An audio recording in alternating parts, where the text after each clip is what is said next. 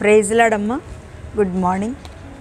ప్రభువైన యేసుక్రీస్తు నామములో ఉదయకాలపు శుభవందనాలు మీ అందరికీ తెలియచెప్తున్నాను. అమ్మ అందరూ బాగున్నారా? ఎలా ఉన్నారు? దేవునికి స్తోత్రం. అలాగే చక్కటి ఉదయకాలంన ప్రార్థనా కాలం కదా. ఈ ప్రార్థించే సమయంలో దేవుని దగ్గరికి వచ్చి ఉదయమున ప్రభువుని స్తుతిస్తూ ఆరాధిస్తూ చక్కటి ఆయన మాటల చేత, ఆయన బోధ చేత, ఆయన మాట వింటూ ఆయన మార్గంలో నడుస్తున్న ప్రతి బిడ్డ నిజంగా దేవుని చేత ధన్యులము, ధన్యురాలవు, ధన్యుడవు అనిపించుకుంటాం. ఆమేన్. దేవునికే మహిమ కలుగునుగాక. ఈరోజు దేవుని యొక్క వాగ్దానము కీర్తన గ్రంథము 32వ అధ్యాయము 8వ వచనాన్ని చదువుతున్నాను. నీకు ఉపదేశం చేసేదను, నీవు నడవలసిన మార్గమును నీకు బోధించేదను, నీ మీద దృష్టి ఉంచి నీకు ఆలోచన చెప్పేదను. నీకు నీకు నీకు కదా. నీకు అంటే పర్టిక్యులర్గా దేవుడి వాక్యము ఈ ఉదయకాలమున ఎంతమంది వింటూ ఏకీభవిస్తున్నారు వారందరికీ కూడా దేవుడు చెప్పే మాట నీకు అనే పదం ఏంటో తెలుసా?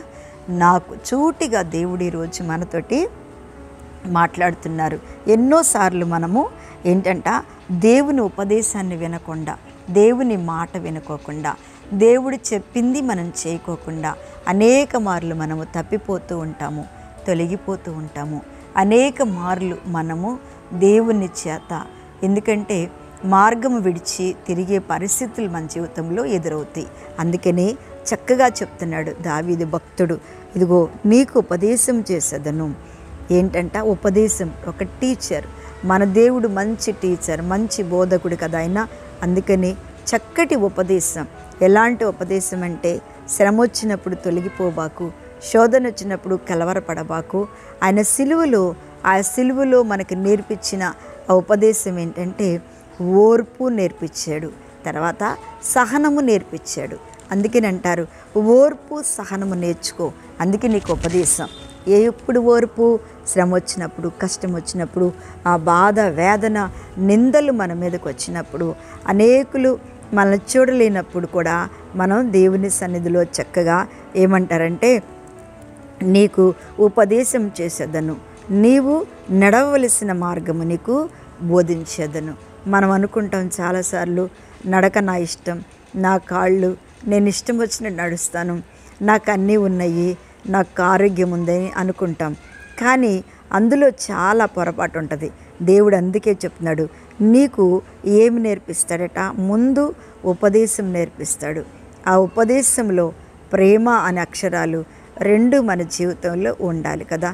కొంతమందికి డబ్బులు పెరిగినాక ప్రేమలు తగ్గిపోతున్నాయి, కష్టాలు లేకుండా పోతే ప్రేమలు తగ్గిపోతున్నాయి కదండి. కొంతమందికి ప్రేమించాలి అని మనసున్న అనుకున్న వ్యక్తులు ప్రేమించనియరు కదా. నిజమే దేవుని బిడ్డలారా. కానీ వీటన్నిటికంటే ముందు దేవుని ఉపదేశం మనం నేర్చుకోవాలి అంటే ఖచ్చితంగా దేవుని మాటను మనం వినాల్సిందే. రెండోది ఏంటంటే ఆయన చక్కగా నీవు నడవలసిన మార్గమును నీకు బోధించేదను. నిజంగా ఈ రోజుల్లో మనకి దేవుని యొక్క మార్గము చాలా అవసరమైనది. ఆయన నీవు నడవలసిన మార్గము నీకు నేను బోధించేదను కదా. నిజంగా దేవుని బిడ్డలారా, దేవుడు నేర్పించే బోధలో మనం నడుచుకుంటూ ఉన్నట్టయితే మన అడుగులు తడబడవు కదా. దేవునికి స్తోత్రం. మూడోది ఏంటో చూడండి, నీ మీద దృష్టి ఉంచి నీకు ఆలోచన చెబుతాను. ఎంత ప్రేమ కలిగిన దేవుడు. ఎవరెవరో ఆలోచనలకి బానిసలైపోతూ ఉంటాం, ఎవరెవరో చెప్పే ఆలోచనలకి మనం అలవాటు పడిపోతుంటాం కదా. అబ్బా వారు నాకు మంచి సలహా ఇచ్చారనో, లేకపోతే వీరు నాకు మంచి ఆలోచన చెప్పారనో మనుషుల ఆలోచన మీద ఆధారపడి ఉంటాం. కానీ దేవుడు చక్కగా చెప్తున్నాడు నీకు ఆలోచన చెప్పి కదండి. ఎంత మాట చక్కగా ఆయన అంటున్నాడు నీ మీద దృష్టి ఉంచి, మన మీద దృష్టి ఉంచుతాడంట. నిజంగా ఈ రోజుల్లో ఎన్నో కళ్ళు మనం చూస్తున్నాం. అందరూ అంటారు లోక సామెత, అమ్మో వాళ్ళ కళ్ళు వీళ్ళ కళ్ళు ఉన్నాయి. కాదు, దేవుడి కళ్ళు మన మీద ఉన్నప్పుడు ఎవరి కన్నులు మనల్ని ఏమీ చేయలేవు. అందుకనే దేవుడు అంటున్నాడు నీ మీద దృష్టి. మన మీద, దేవుని ప్రార్థించే వారి మీద దేవుని దృష్టి ఖచ్చితంగా ఉంటుంది. ఈ వాక్యం వింటున్న దేవుని బిడ్డ, ప్రతి క్షణం బాధపడుతున్నావా? వాళ్ళ కన్నుదృష్టి నా మీద ఉంది, వీళ్ళ కన్నుదృష్టి నా మీద ఉంది. ఉండని ఏమవుతుంది? ఎంతమంది కన్నుదృష్టి మన మీద ఉన్న వాళ్ళ ఏడుపు వీళ్ళ వేడుపు అంటారు కదండి. నిజమే, లోకంలో ఉన్నాం కాబట్టి ఇలాంటి మాటలు, ఇలాంటి ఆలోచనలు ఇలా చాలామంది కూడా వచ్చి మనకి చెప్తూ ఉంటారు. వాళ్ళ ఏడుపు ఉంది, పక్కింటి వాళ్ళ ఏడుపు ఉందో లేకపోతే అని. కానీ దేవుని బిడ్డలారా, మన మీద దేవుని దృష్టి ఖచ్చితంగా ఉంది అని చెప్పండి. మనం కొంతమంది అనుకుంటాం కదా, మా రక్త సంబంధులు అంటే మన కుటుంబాలలో అమ్మో మేము బాగా బ్రతికితే వాళ్ళు వారవలే చిచ్చి అలాంటి మాటలు మనం అసలు ఇప్పుడు అనుకోవద్దాం. ఎందుకంటే దేవుని కృప ఎవరి మీదున్నా దేవుడు వారిని ఆస్వాదిస్తాడు. ఈ రోజుల్లో లేని వాళ్ళం ఎవరు మనం లేని వాళ్ళం కాదు. అందరూ కొంతమంది ఫీల్ అయిపోతుంటారు కదా, మాకే ఉన్న ఇళ్ళు, మాకే ఉన్నాయి కార్లు, మాకే ఉంది శుభ్రం, మాకే నీట్నెస్ అని చాలామంది ఫీల్ అవుతుంటారు. అది నా కళ్ళల్లో నేను చాలాసార్లు చూశాను. చాలా రాంగ్, అది చాలా తప్పు. ఎందుకో తెలుసా?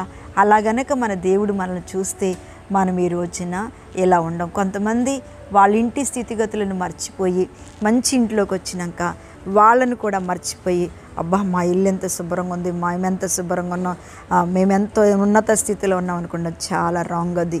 ఏదో ఒక రోజున నాకు తెలిసిన ఒక ఆమె అలాగే చేసేది. కానీ ఇప్పుడు ఆమెకి స్ట్రోక్ వచ్చి మనసులో నుంచి లెగకోకుండా దేవుడి సన్నిధిలో బాధపడుతుంది ఆ బిడ్డ. అవును, మనము ప్రేమించటం నేర్చుకోవాలి, కానీ మనల్ని ఒకళ్ళని తక్కువ చూపులో చూడొద్దు, ఒకళ్ళని ఎక్కువ చూపులో చూడొద్దు. నీ రక్త సంబంధాలు వస్తే బయట ఉండాలి, నా రక్త సంబంధాలు వస్తే లోపల ఉండాలి.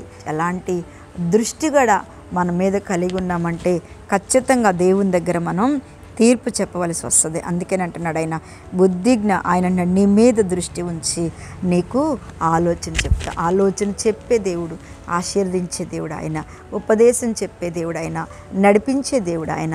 అందుకని మనము ఇతరులను కూడా మనం ఏం చేయాలంట, ప్రేమిస్తున్నప్పుడు ఇతరులను కూడా మనం దేవుని మార్గంలో నడిపిస్తున్నప్పుడు ప్రభు తప్పకుండా నీ మార్గాన్ని, నీ మీద దృష్టి ఉంది, భయపడబాకు, నువ్వెవ్వరిననుకున్న బాధ లేదు. దేవుడు ఈరోజు ప్రతి ఒక్కరిని దీవించాడు. వీళ్ళు ఎవరు మనల్ని ప్రేమించే పర్లా, ప్రతి ఒక్కరూ ఒకళ్ళకు ఉండటానికి ఇల్లు, తినటానికి భోజనం, చక్కటి ఆరోగ్యం ఇచ్చాడు. అదే మన యొక్క ఐశ్వర్యం. ప్రార్థన చేస్తున్నా. మహాపరిశుద్ధుడ, మహిమ కలిగిన తండ్రి స్తోత్రం. ఈ రోజున మాతో మాట్లాడి తండ్రి, ఉదయకాలమున ప్రతి ఒక్క బిడ్డ జీవితంలో కూడా తండ్రి మీరు కార్యమును చేసి దేవా మీరు దీవించి ఆశీర్వదించమని యేసు నామమున అడుగుచున్నాను తండ్రి. ఆమేన్. ప్రైజ్ లార్డ్ అమ్మ. దేవుడు మిమ్మల్ని దీవించును గాక. ఆమేన్.